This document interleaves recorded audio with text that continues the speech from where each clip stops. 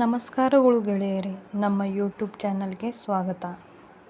ನಮ್ಮ ಚಾನಲ್ಗೆ ಮೊದಲಾಗಿದ್ದರೆ ನಮ್ಮ ಚಾನಲನ್ನು ಸಬ್ಸ್ಕ್ರೈಬ್ ಮಾಡಿ, ಬೆಲ್ ಬಟನ್ ಕ್ಲಿಕ್ ಮಾಡಿ. ವಿಡಿಯೋಗೆ ಶುರು ಮಾಡೋಣ.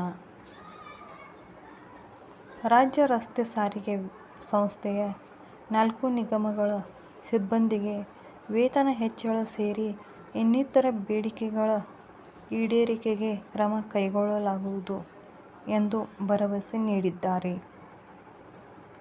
ಸಾರಿಗೆ ನೌಕರರಿಗೆ ಸಮಾನ ವೇತನ ಜಾರಿ ಸೇರಿ ಎಲ್ಲ ಬೇಡಿಕೆಗಳ ಕುರಿತು ಪರಿಶೀಲಿಸಲಾಗುವುದು. ಬೇಡಿಕೆಗಳ ಈಡೇರಿಕೆಗಾಗಿ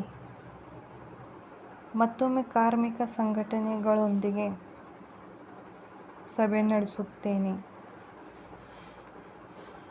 ಆ ಸಂದರ್ಭದಲ್ಲಿ ಕೂಲಂಕಷವಾಗಿ ಚರ್ಚೆ ನಡೆಸಿ ಬೇಡಿಕೆ ಅನುಷ್ಠಾನಕ್ಕೆ ಮುಂದಾಗಲಾಗುವುದು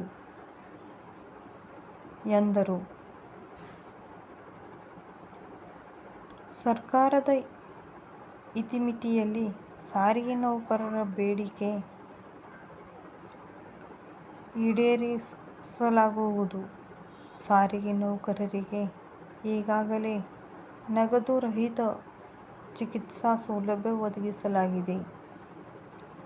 ಅದರ ಜೊತೆಗೆ 2,000 ಹೊಸ ಬಸ್ಗಳ ಖರೀದಿಗೂ ಒಪ್ಪಿಗೆ ನೀಡಲಾಗಿದೆ. ಅದರೊಂದಿಗೆ